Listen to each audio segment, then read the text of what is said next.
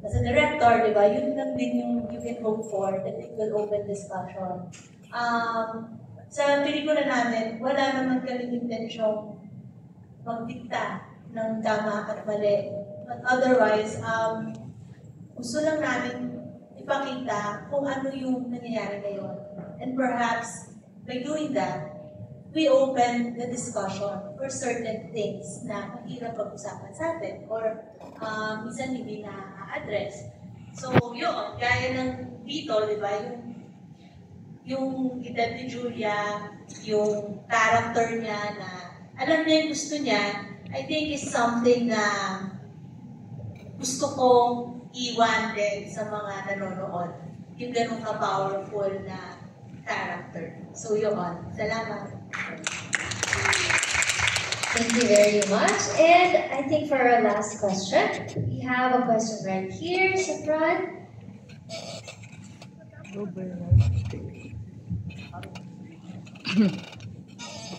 Hi, congratulations. Nag-premiere na kayo in a way.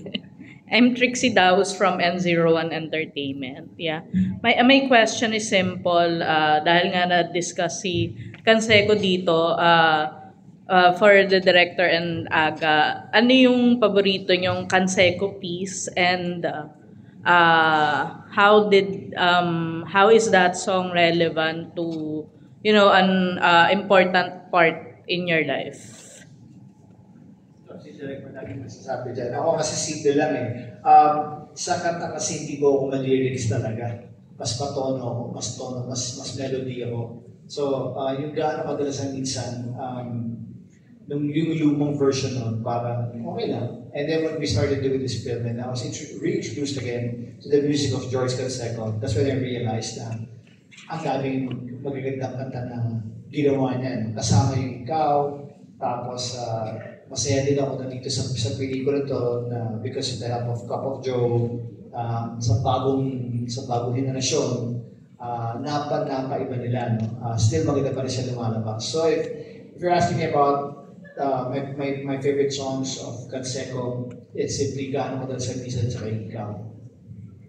Ikaw. Ikaw yan, ano? Ikaw. Gaano Ka Dala Sa Misa at saka Ikaw. But sa lyrics, hindi ko masyado basta maganda yung feel lang sa akin. Sa nakakaiyak, nakakalangkot, di ba?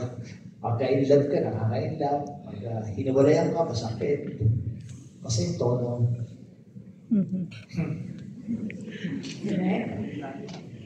Siguro yung sa akin, nanggagaling siya sa fact na nagsimula kasi ako as a writer for TV.